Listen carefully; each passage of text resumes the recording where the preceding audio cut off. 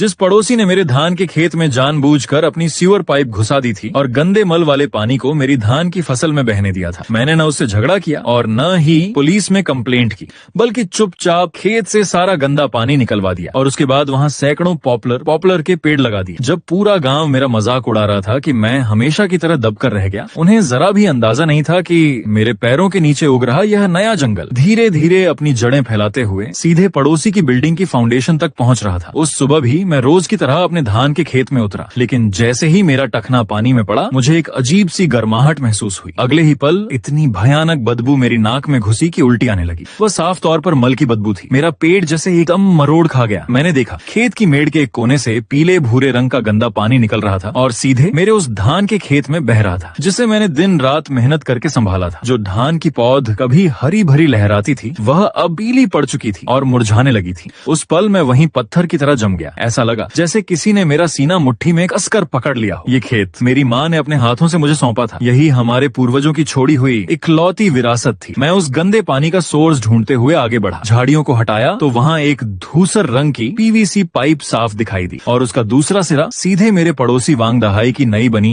आलीशान विला तक जा रहा था। मेरे भीतर गुस्सा ज्वालामुखी की तरह फट पड़ा। मैंने मुट्ठियां इतनी जोर से भींच ली कि पूरा शरीर कांपने लगा। वांग दहाई का घमंड से भरा चेहरा मेरी आंखों के सामने घूम गया। वह हमेशा गांव वालों पर हुक्म चलाता था, मानो बाकी सब लोग उसके पैरों की धूल हों। मुझे वह दिन भी याद आ गया जब उसने अपनी विला बनवाते समय कुछ फुट जमीन हड़पने के लिए मेरे खेत की मेड़ को जबरदस्ती अंदर की तरफ खिसका दिया था। उसकी हर गंदी हरकत मेरे दिल पर लाल गर्म लोहे की मुहर की तरह अंकित थी। उस समय मेरा मन हुआ अभी जाकर उसका कॉलर पकड़ लूं और पूछूं क्या उसका दिल भी उसी गंदे मल वाले पानी में डूबा हुआ है। लेकिन जैसे ही मैंने एक कदम आगे बढ़ाया मुझे घर पर अकेली मेरी बूढ़ी माँ याद आ गई। मैंने किसी तरह अपने गुस्से को दबाया, खुद को शांत